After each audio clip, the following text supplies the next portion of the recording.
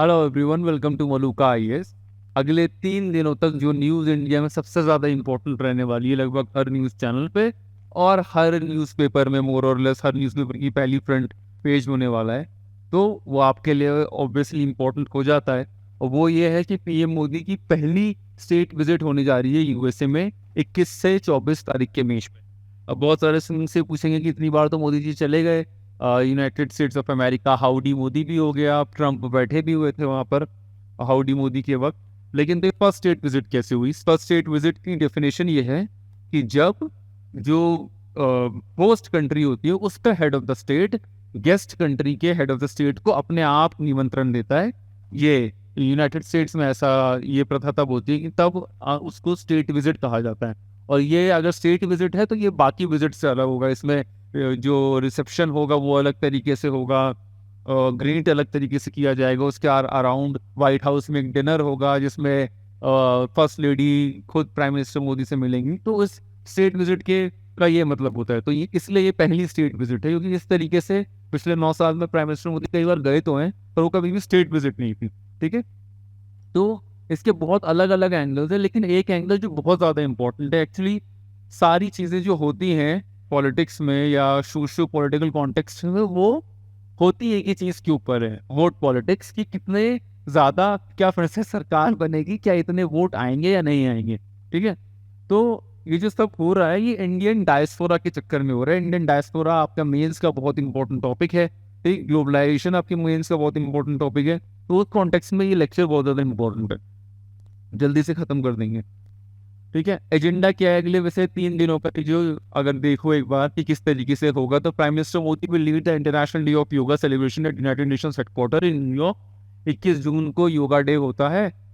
तो पहले United Nations headquarter में पीएम मोदी उसको लीड करेंगे। 22 जून को वॉशिंगटन में पीएम मोदी व्हाइट हाउस के गेस्ट रहेंगे, जिसमें जो बाइडेन से उनकी मुलाकात होगी, स्टेट डिनर होगा, एक जॉइंट सिटिंग होगी। और 23 तारीख को कमला हैरिस और एंटनी ब्लिंकन भी उनसे मिलेंगे। ठीक, उसके बाद वापस इंडिया आते हुए ही विजिट इजिप्ट। ओके, तो ये आइटिनरी है विच ही फॉलो। अब जो हमने बात की कि डेमो ये इम्पोर्टेंट क्यों है, ये ब्रॉडली 3 कॉन्टेक्स्ट में इम्पोर्टेंट है। पहली तो ये है कि demonstrating the leadership. Prime Minister Modi's address showcased his charismatic leadership style and ability to connect with the diaspora emotionally। ठीक, जो मैंने आपको बताया कि सारी बातें इवेंचुअली डायस्पोरा पे ही आ जाएगी, क्योंकि वहाँ पे भी लोगों को वोट चाहिए और यहाँ पे भी वोट, सारी चीज़ें वोट के अराउंड घूम रही हैं। Recognizing the influence, the vibrant Indian American community holds growing importance in shaping policies, fostering economic ties, and building political relationships। ठीक, तो ये जो इन्फ्लुएंस का रिकॉग्निशन है, इसका भी बहुत ज़्यादा इंपॉर्टेंट खेल है। प्रमोटिंग बायलेटरल रिलेशंस, इस विजिट से क्या होगा, बायलेटरल रिलेशंस और ज़्यादा मजबूत होंगे, because the state visit and community engagement aims to strengthen India US ties and promote bilateral trade and investment. ठीक, दो चीज़ों से सारी चीज़ें मिलती हैं, एक इकोनॉमी, दूसरा कल्चर। जब कल्चरली दो इकोनॉमीज, जैसे आसियान का कॉन्सेप्ट, आसियान का क्या कॉन्सेप्ट है कि हम 10 कंट्रीज हैं वो सोशो कल्चरल इकोनॉमिक पर्सपेक्टिव में एक दूसरे का साथ देंगे, और जब इस तरीके से एक दूसरे के साथ आते हैं तो वो रिलेशनशिप बहुत ज़्यादा स्ट्रांग होता है। ठीक है, इसीलिए एस जयशंकर ने भी ये कहा था कि इंडिया के स्ट्रीट्स पे ये डिमांड थी कि यूएस स्टेट से हमारे रिलेशनशिप अच्छे हों, but because of some previous policies ऐसा नहीं हो पाई, क्योंकि पुरानी गवर्नमेंट अलग तरीके से सोचती थी। हम उस तरीके से सोच रहे हैं जैसे लोग ग्राउंड पे इंडियन स्ट्रीट्स पे सोचते हैं। ठीक है, तो हम उसको इम्प्लीमेंट करना चाह रहे हैं और इसीलिए प्राइस को स्ट्रेंथन करने की बात कही गई है। Next, growing impact of Indian American in the US politics. जिस मुद्दे पे हम बात करने जा रहे हैं वो ये है कि इंडियन डायस्पोरा की बात जो है, जो इम्पैक्ट है इंडियन अमेरिकन का, वो कितना ज़्यादा स्ट्रॉन्ग है। इंडियन डायस्पोरा या ग्लोबल, इन सारी चीज़ों पे अगर कोई क्वेश्चन आता है तो वो बहुत ज़्यादा चांसेस है कि इंडियन अमेरिकन यूएस जो है, इंडियन अमेरिकन हैं उनके ऊपर है। ठीक है, so win the Indian American community, ये दो पार्टीज हैं अमेरिका में, हम सब जानते हैं, रिपब्लिकन्स और डेमोक्रेट्स, और वो दोनों ही लोग की विचारधारा किसी भी तरीके की हो, कभी कहा जाए कि बाइडेन और इन सब की थोड़ी सी लेफ्टिस्ट या इस तरह की विचारधारा है, ट्रम्प रिपब्लिकन पार्टी जो है उसकी थोड़ी एग्रेसिव विचारधारा, राइट विंग विचारधारा है, लेकिन दोनों ही लोग जानते हैं कि अगर अच्छे मार्जिन से और कंफर्टेबल मार्जिन से वापस पावर में आना है तो इस इंडियन अमेरिकन कम्युनिटी को एड्रेस करना बहुत ज़्यादा ज़रूरी है। ठीक। Second, the demographic importance. Indian immigrants constitute just 1% of the US population but contribute 6% of nation's total income tax. ठीक है, 100 रुपये में से 6 रुपये तो इंडियन अमेरिकन कमा के देते हैं पूरे अमेरिका को, तो वो बहुत ज़्यादा इम्पोर्टेंट हो। अमेरिका के 100 रुपये का एग्जाम्पल बहुत बड़ा है, वो बहुत सारे पैसे हैं। अमेरिका के अभी जो डेट की बात हुई थी तो उसमें इतना था अमेरिका के ऊपर डेट की, बहुत सारी कंट्रीज़ की इकोनॉमीज मिला के वो डेट नहीं पूरा हो पाएगा, उस डेट के बराबर नहीं पहुँच पाएगा।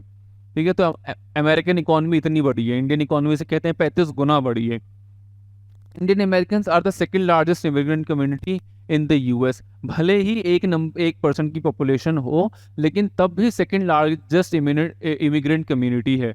और यूएस हमेशा लिबरलिज्म और इन सारी चीज़ों की बात करता है, तो वहाँ पे इन चीज़ों को एड्रेस करना, इसकी इंपॉर्टेंस अपने आप ही बहुत ज़्यादा बढ़ जाती है।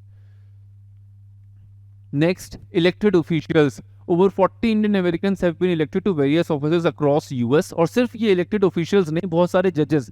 यूएस में इंडिया की तरह जजमेंटशिप नहीं है, उसमें पॉलिटिकल पार्टीज जो है वो जजेस को डिसाइड करती हैं। उसके बाद जजेस ऑल्दो इंडिपेंडेंट है, लेकिन उनका प्राइमरी सिलेक्शन पॉलिटिकल पार्टीज और पॉलिटिकल लीडर्स के बेसिस पे होता है। प्रेसिडेंट्स और ये सारे लोग डिसाइड करते हैं। तो वहाँ के इन प्रोमिनेंट पोजीशंस पे, जुडिशरी पे अगर इंडियंस हैं, वहाँ के मेयर्स जो इतने ज़्यादा इंपॉर्टेंट रोल प्ले करते हैं वहाँ पे हैं, क्योंकि वहाँ पे लिटरल फेडरलिज्म सही में फेडरलिज्म की तरह माना जाता है।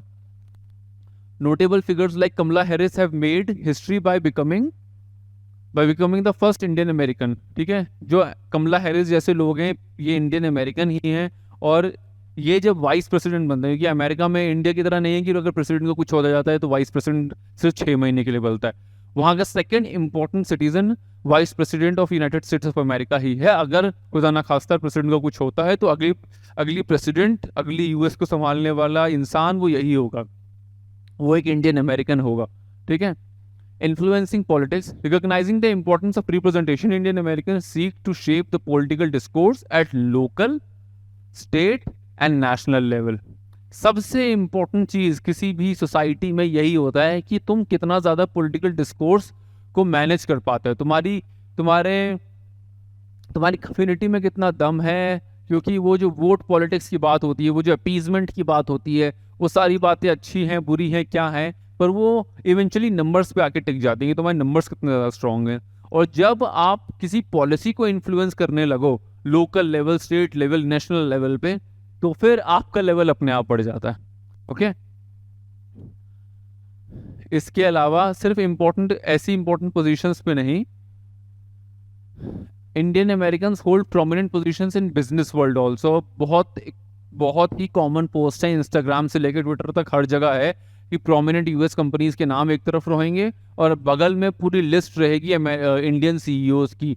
कंपनी अमेरिकन है, संभाल इंडियन रहे। यूट्यूब, नील मोहन अभी रिसेंटली बने हैं, सत्य नडेला, सुंदर पिचई, ये सारे नाम बहुत ही कॉमन है जो अब सब लोग सुन रहे हैं। और ये सारे नाम इंडियंस हैं जो उन प्राइमरी पोस्ट पे संभाल रहे हैं। और ये कंपनीज बहुत प्रोमिनेंट हैं, क्योंकि ये मैंने अपनी लास्ट लेक्चर में भी एक बार कहा था कि अश्नील ग्रोवर ने अपने एक इंटरव्यू में कहा है कि अगर मुझे कोई पूछे कि आज के सुपर हीरोज कौन हैं, तो वो लिटरली इलॉन मस्क और मार्क जकरबर्ग है, क्योंकि उनके पास ऐसी कंपनीज हैं, इतना पैसा है, इतनी टेक्नोलॉजीज है कि वो कंट्रीज को हिला सकते हैं। और उन कंपनीज के सीईओज अगर इंडियंस हैं तो you have to take the cognizance of that fact. The growing influence of Indian American communities is evident through their representation within Biden administration। 130 से ज़्यादा इंडियन अमेरिकन अपॉइंट किए गए हैं। ये पिछली बार बराक ओबामा या ट्रंप के एडमिनिस्ट्रेशन में इतने इंडियंस अभी तक अपॉइंट नहीं किए गए थे, 130 Indians. Modi has viewed the Indian diaspora as prime minister Modi. जब आप अपने आंसर में लिख रहे होगे तो यहाँ स्पेस की कमी की वजह से मोदी लिखा गया है, लेकिन honourable prime minister of India या इस तरीके से लिखोगे, ठीक, वो आपके आंसर में वो झलकना चाहिए कि you are serious about the exam and about the etiquettes of the services. Okay, तो Modi has viewed the Indian diaspora as an ambassador of the India, emphasizing their own role in promoting the country's image, fostering economic ties and building political relationship। ठीक, बहुत time से ये हो रहा है कि इस गवर्नमेंट ने मतलब कोई इसे सपोर्ट करता हो ना करता हो, वो अलग कॉन्टेक्स्ट है, लेकिन जो डायस्पोरा के साथ एक रिलेशनशिप बनाने की बात की गई है वो बहुत अच्छी तरीके से, बहुत बहुत पहले से इसके ऊपर काम शुरू हो चुका था, जिसका आज रिजल्ट ये है।